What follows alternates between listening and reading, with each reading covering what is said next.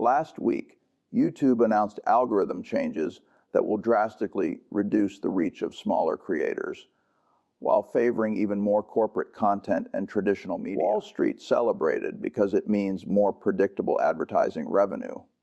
But I was looking at something completely different. I was seeing the same death signs I saw in newspapers in the 2000s, in cable television in the 2010s, and now in YouTube. The platform that killed traditional television is dying the same way. And Google executives are making exactly the same mistakes that destroyed every media empire before them. Let me be direct about what's happening here. YouTube built its dominance on the backs of independent creators who made authentic content people actually wanted to watch. But now that they have 2 billion users and dominant market power, they're doing what every media platform eventually does. They're prioritizing short-term profit over the long-term vitality of the platform.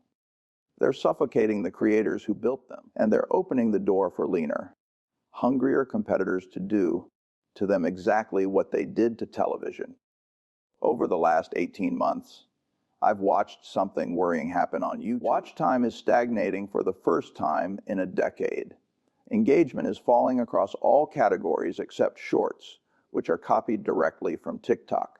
And creators, the true source of the platform's value, are increasingly frustrated with declining monetization, unpredictable reach, and rules that constantly change in favor of corporate advertisers. When content creators start actively looking for alternatives, you have a fundamental problem that can't be solved with algorithm tweaks. Here's what really concerns me. YouTube generates approximately $30 billion in advertising revenue per year for Google. That sounds impressive until you realize TikTok, with half the operating time, is already doing $20 billion. And TikTok is growing at 40% a year, while YouTube is growing at 10% or less. The competitive advantage YouTube has, being the only place for long-form video online, is evaporating as creators discover they can build larger and more engaged audiences on newer platforms. Charlie Munger taught me that the best way to predict a business's future is to look at what incentives are driving decisions. And when I look at YouTube's incentives now, I see a platform optimizing to satisfy corporate advertisers at the expense of creators and viewers. That's exactly the path cable television took when it started putting in more commercials and less content people actually wanted. And we know how that story ended. Cable lost 25 million subscribers in the last 10 years. YouTube is at the beginning of the same downward spiral, just happening faster, because the internet moves faster than traditional television ever moved. Now let me tell you about the fundamental problem that's destroying YouTube from within. And it's something most investors don't understand because they don't spend time on the platform. Creators, the people who actually make the content that attracts billions of views, are being financially squeezed in ways that make it impossible to sustain their businesses. And when content creators can't make a living, they stop making quality content or migrate to other platforms. It's simple mathematics that YouTube is ignoring. Here are the numbers that should frighten any Google executive. An average YouTube creator with 1 million subscribers used to earn between $5,000 and $10,000 per million views 5 years ago. Today, that same creator with the same number of subscribers earns between $1,000 and $3,000 per million views. Revenue per view has dropped more than 60%, while production costs have risen due to inflation and the need for increasingly higher quality to compete. You don't need an MBA to understand that when your revenue drops 60% and your costs go up, you have a problem. But it gets worse. YouTube implemented what it calls advertiser-friendly monetization, which basically means any content that might remotely offend someone gets demonetized. A video about history that mentions war, demonetized. An educational video about health discussing diseases, demonetized. Even news videos about current events are often demonetized because advertisers don't want to be associated with controversial topics. So creators are making genuinely valuable content that attracts millions of views, but they can't earn money from it. Let me give you a concrete example of the absurdity of this situation. An educational creator with 3 million subscribers makes a high-quality documentary video about World War II. It takes 3 months to research, film, and edit. The video gets 5 million views. But because it mentions historical violence, it's demonetized. So this creator spent thousands of dollars and hundreds of hours producing content that YouTube uses to attract viewers and sell ads. But the creator receives zero. How is that sustainable? The answer is it's not. And creators are responding in 3 ways. First, they're making increasingly superficial and safe content that doesn't offend anyone, but also isn't particularly valuable or interesting. Second, they're diversifying to other platforms like TikTok, Instagram, and even newer platforms like Rumble, where monetization is more predictable. Third, they're building direct revenue models through Patreon, brand sponsorship, and merchandise sales, making YouTube just a distribution channel instead of their primary income source. All 3 of these responses are bad for YouTube long term. Now let's talk about the elephant in the room that Google doesn't want to admit. TikTok isn't just competing with YouTube. It's systematically destroying YouTube's competitive advantage across virtually every demographic category that matters to advertisers. And YouTube's response, copying TikTok with Shorts, is actually accelerating their own decline instead of slowing it. Let me explain why, because this is a classic case of bad business strategy disguised as innovation. Here's the data that should terrify Google executives. Among users aged 18 to 34, the most valuable demographic for advertisers, TikTok now has more daily screen time than YouTube. The average TikTok user spends 95 minutes per day on the platform. The average YouTube user spends 74 minutes. But here's the really important part. Engagement on TikTok, measured by likes, comments, and shares per view, is 3 to 4 times higher than on YouTube. This means viewers aren't just spending more time on TikTok, they're more engaged with the content. And it's not just about short videos. TikTok is now aggressively pushing videos up to 10 minutes, directly invading the medium, form content territory that YouTube used to dominate.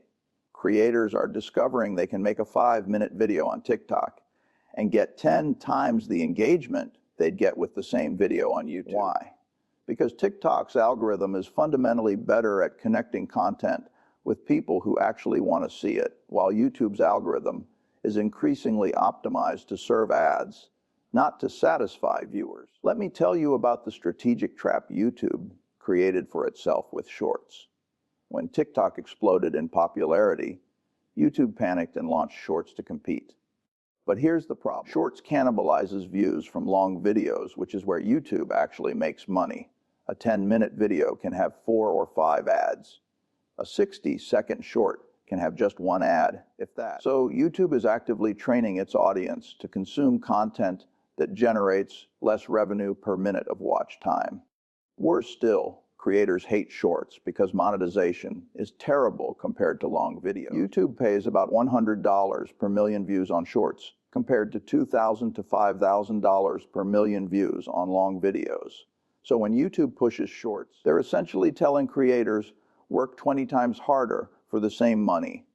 It's no surprise that talented creators are migrating to platforms where their work is better rewarded. And once these creators establish audiences elsewhere, they have less and less incentive to invest in YouTube content. But there's an even deeper problem destroying YouTube that goes beyond monetization numbers and competition with TikTok. The platform is systematically suffocating the kind of authentic and provocative content that made it valuable in the first place. And they're doing this through increasingly aggressive censorship policies that are supposedly about brand safety, but in reality are about turning YouTube into sanitized corporate television. This is exactly how media empires die. They trade authenticity for advertisers and discover too late that, without authenticity, nobody's watching. Let me give you concrete numbers about the scope of this censorship. Over the last 3 years, YouTube has removed over 2.5 million channels and deleted over 100 million videos for community guideline violations. Now, some of those removals were justified, genuinely harmful or illegal content, but the vast majority were videos that simply discussed topics YouTube considers controversial. Videos about politics, health, current events, even history, are routinely removed or demonetized, not because they violate laws, but because they might make advertisers uncomfortable. Here's what this creates: a culture of self-censorship where creators stop making the most interesting and important content because they know it will be penalized. An investigative journalist exposing corporate corruption, demonetized for being controversial. A doctor discussing alternative treatments, removed for medical misinformation. A historian analyzing political ideologies of the 20th century, penalized for discussing extremism. YouTube has created an environment where anything that might generate real debate is treated as dangerous. Compare this to what made YouTube grow in the early days. It was the platform where you could find perspectives you'd never see on mainstream television, where independent journalists could investigate stories that big media ignored, where educators could discuss complex topics and nuances without fear of being cut for advertiser concerns. That authenticity, that willingness to let real discourse happen, was what differentiated YouTube from traditional television. And now they're systematically destroying exactly that. Here's why this matters for the platform's future. Gen Z, the next major cohort of viewers and spenders, values authenticity above virtually everything. They can spot sanitized corporate content from a mile away and instinctively reject it. That's why they've migrated to TikTok, where creators can still be unfiltered and real. That's why they prefer Twitch streams, where personalities can speak freely. YouTube is optimizing to satisfy 50-year-old advertising executives while alienating the next generation of viewers who will decide which platforms survive the next decade. You know why I'm so confident YouTube is in terminal decline? Because I've already seen this exact movie play out at least 6 times in my lifetime. Newspapers in the 2000s, magazines in the 2010s, cable television in the last decade, Blockbuster, Tower Records, AOL. Every time, the dominant company assumes their market dominance is permanent. Every time, they prioritize short-term profits over user experience. Every time a leaner, more customer-focused competitor comes in and destroys them. And every time executives at the dying company insist this time is different until literally the day they go bankrupt. Let me tell you about newspapers, because the parallel with YouTube is frighteningly accurate. In 2000, newspapers completely dominated news distribution. They had 95% market share in classified advertising. Newspaper executives literally laughed at the idea that free sites like Craigslist could threaten them. After all, they had established brands, professional journalists, advertiser relationships. But here's what they didn't understand. When you start prioritizing advertisers over readers, when you make your content increasingly conservative to not offend anyone, when you stop innovating because you're protecting existing profit margins, you sign your own death warrant. In 2005, newspaper classified revenues started falling. Executives said it was temporary. By 2008, it was in free fall. By 2010, 95% of classified revenue had evaporated, destroyed by Craigslist and other free online platforms. And here's the ironic part. Newspapers had all the content, all the expertise, all the brand recognition.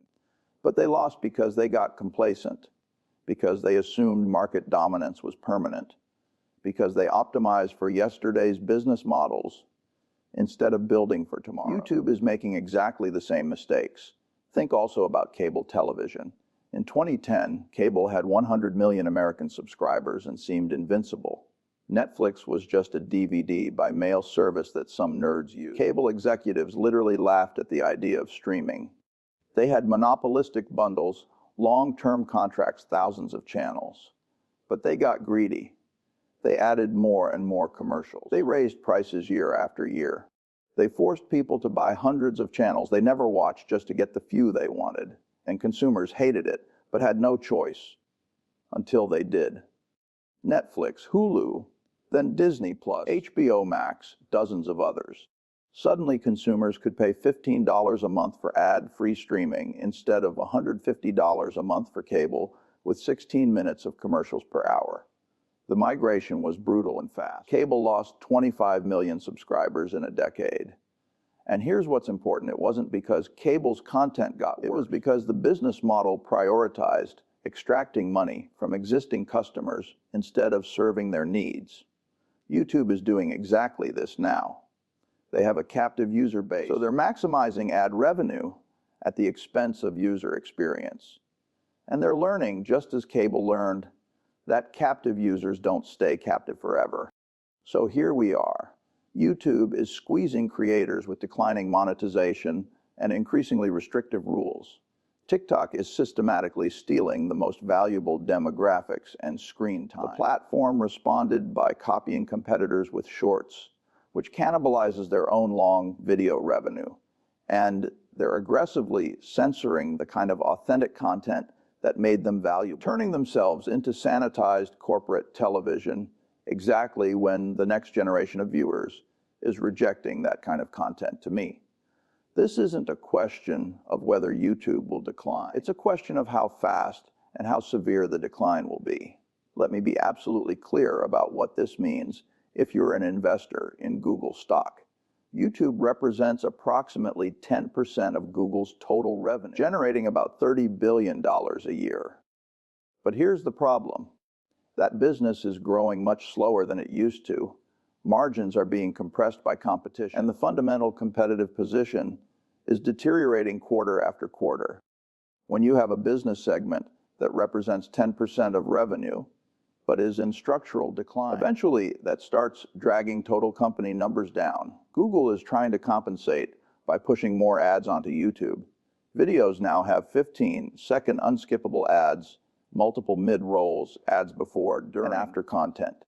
This increases short-term revenue, but destroys user experience. And when user experience deteriorates on a digital media platform, users migrate. They don't complain and keep using like they did with cable because they had no choice.